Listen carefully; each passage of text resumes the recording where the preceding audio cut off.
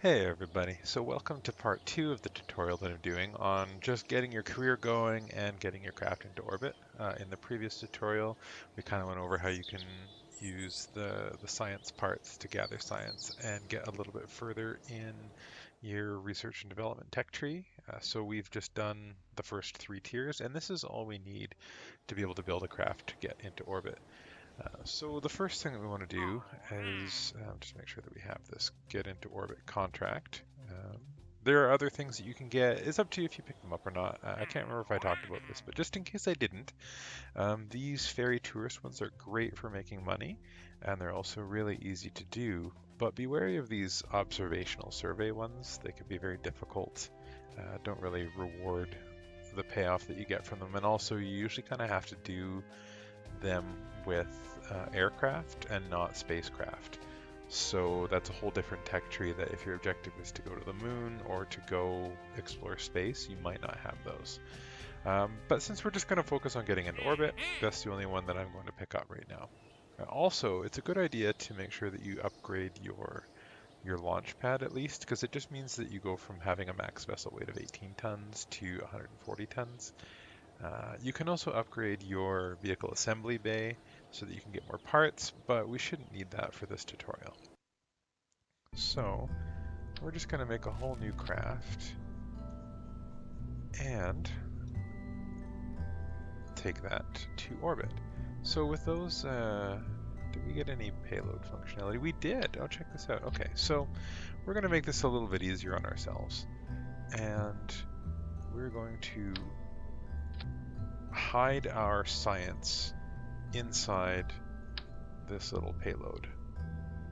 And that's just going to make it so that we don't have to worry about them overheating and blowing up. So we can do all of our experiments in here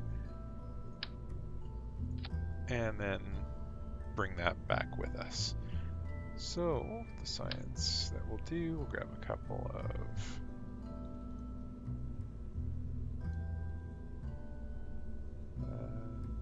sure, maybe 4 of those. And we have these barometric pressure readers now, which can be useful. That should be good. That's a lot of science. So what we've got is our re-entry stage, just the service bay, and then we stuck a heat shield on the bottom of it just to make it a little bit easier. Do we have any electricity? No, we don't have any electricity generation, so we're just not going to worry about it. So we'll stick a stack decoupler, and what we're going to do is we're just going to stage our spacecraft. And the reason we do this is so that when we're done with them, we can leave spent parts behind so that we don't have to carry the weight of them along with us. So this is the stage that we're going to use to actually get us into orbit.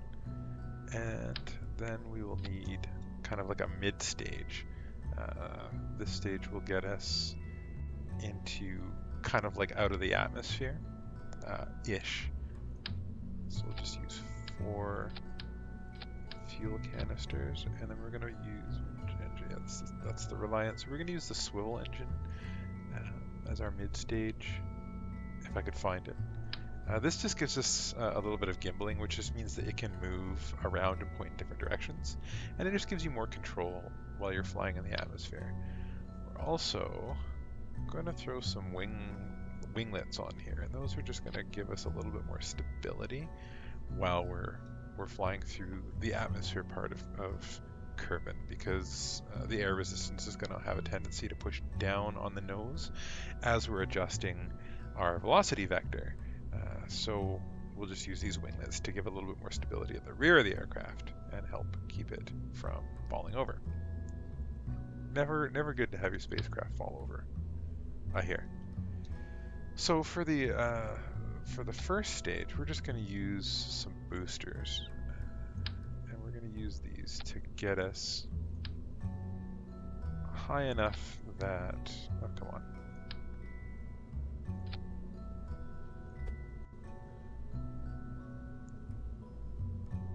go, high enough that we can kind of escape the denser part of the atmosphere. So I think we just have a little bit too much, right? Because we still have that part limit. So sorry, fellas. I think we're going to have to just take a little bit fewer experiments with us. But that's okay, because you can always go back.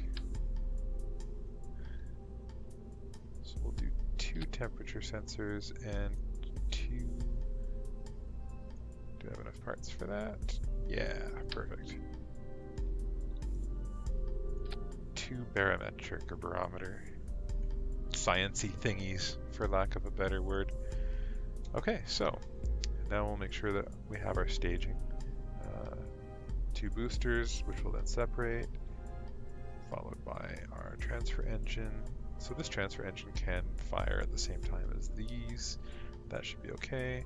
Then we're going to separate that and then use our final circularization stage to get up into orbit.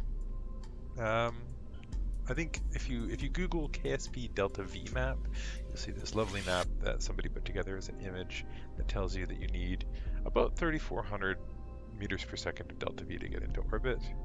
Using Kerbal Engineer Redux, making sure that I have the body set to Kerbin, I can see that I have about 4,200 meters per second of Delta V, so that's a little bit overboard, but good enough. So, apparently I didn't clear out the contracts, so we'll just do that quickly. Okay, cool. So now we're going to launch, and what we're going to do is we're just going to make sure that our throttle is set to maximum, so that when we do this stage, everything should just take care of itself. We're also going to make sure that we have our stability assist on. And I'm not going to worry about any science. You guys get the idea. But I'm going to do the science when I actually get into orbit. So we'll launch. And then we're just going to go vertically because we don't really have a lot of aerodynamic control. So we're just going to let this stage burn perfectly vertically until it's spent. And then we'll let the next stage kind of handle some, they call it a gravity turn, which means that you kind of point along this 90-degree line. So you can kind of let gravity and the rotation of Kerbin kind of give you a little bit of an extra boost. So our fuel is nearly done, our throttle is at maximum, so the next stage should ditch these 2 guys and engage this next one. Cool. And then as this happens, I'm going to just start pitching over a little bit, very gently, to try to get my prograde marker moving us out along. And I'm also going to drop my speed a little bit. Yeah, so once this gets up to about 75 or so, that's good enough. And I'm going to just let my spacecraft get a little bit further out of the atmosphere before I start burning like full horizontal. And that's just going to help cut down on the air resistance. Maybe I'll give it a little bit of fuel or throttle, but I don't want this to go too high because that's just delta V that I'm wasting on falling back to Kerbin. Alright, so we'll just get up to about 65 and then we're going to start burning horizontally. Cool. And then this is not the most effective flight path. Using those solid fuel boosters is a little bit of a pain. Alright, cool. I'm just going to go for this horizontal burn. And I can even go a little bit further if I want to make sure that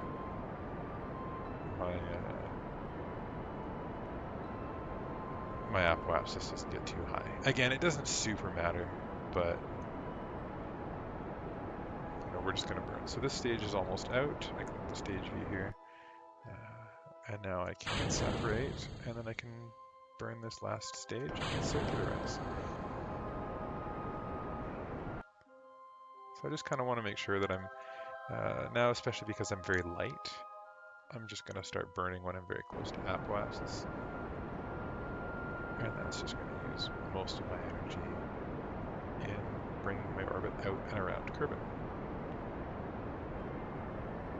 And I do want to make sure that I have enough fuel left to actually get back, which I don't need a lot. I'm only going to have to drop this down to like about 30,000 meters, and that's enough for air resistance to kick in. Cool, so That's close enough. We are now in orbit, and we have just a little bit of delta V left. So now that I'm here, I can start to do my experiments. So I'll get my crew report, which apparently I've already done an out of atmosphere crew report, so that doesn't count. We'll see if we can get one somewhere else. Open up our cargo bay and observe our mystery goo. Ah, I know what it is. We're just not high enough. Um, I'm not sure how much delta V I have. This could be risky. I'm not, you know what? I'm not going to worry about it. I think if you go up to about 125,000 kilometers, uh, you get like another biome or area. Yeah, so I've already done stuff in this one just because when I did it previously out of the atmosphere, um, it counted that. I think if I go a crew report, I can see, yeah, in space near Kerbin. So that's fine. So I'm going to want to come down in the middle of the ocean because it's a little bit easier on my craft when it drops. So I'm going to come over here, and I want my periapsis to kind of be maybe on this landmass, and then drag should put me down somewhere in here. So I'm just going to time warp a little bit until I'm kind of on the other side of this. That looks good. So we'll go and we'll burn retrograde.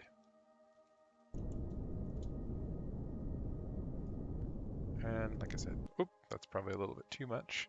You don't want to come in too fast or your spacecraft will burn up, although we have the heat shield and it should be fine. But for the purposes of the video, let's just make sure that we're coming in around 32.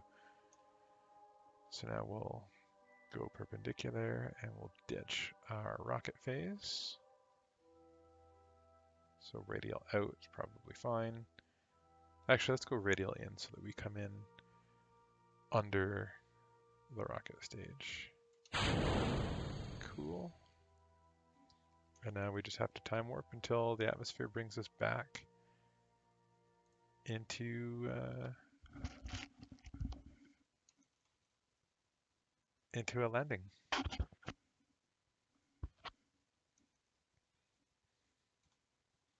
So feel free to use time warp when you're, coming in. Not a good idea to control your craft while you're using time warp, otherwise it can be just a little bit too touchy. But I usually use time warp at least until we start getting the fire. And actually, because I don't want these things to explode, let's do our science experiments before the fire will melt everything horribly.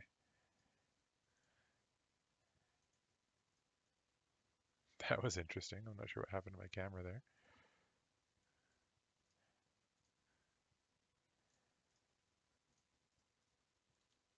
All right, I think there's a crew report to do, so even more science. And that's it.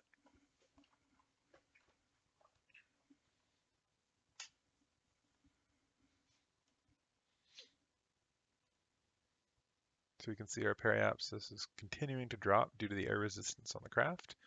We're just going to let that air do the work.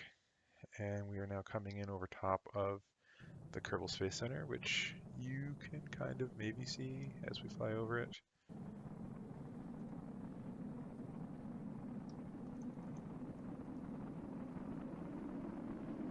I think that's it down there. Oh, it's a little bit ahead of us. I think it's up over there somewhere. I didn't have the best of orbits, but that's what you get with the stability assist options you have for an untrained pilot. So if you've got a craft that is very well shielded, you can feel free to come in, under time warp. If it's not the best of shielded and you start getting a little bit of those thermal sensors,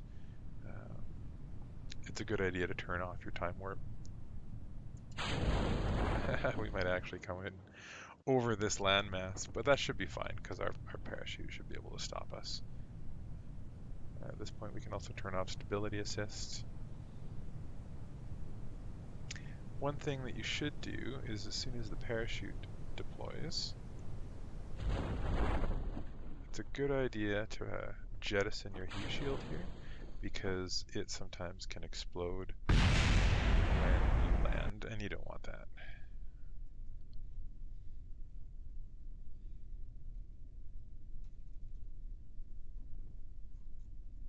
Cool, there we are. Fell over a little bit, but that's okay. One last thing I'm going to do while I've landed here is that I'm going to do an EVA because I'm on the surface. And I can get out and I can actually do my EVA report here. Uh-oh. Spacecraft is running away. I don't think you actually have to get back into it.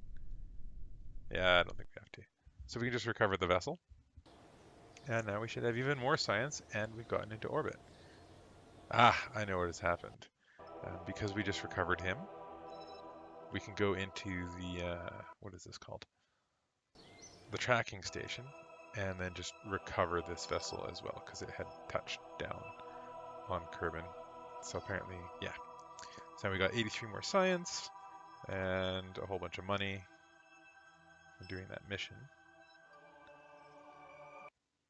And there you go. So with 83.5 science ready, you're in a good place to start unlocking more tiers and going further. Grabbing those missions. This one's going to give you the MUN next, or you can maybe start doing some of these test ones. Again, I would avoid the observational survey ones, but that's entirely up to you. All right, well, happy kerbling, and hopefully it all works out for you. All right, bye.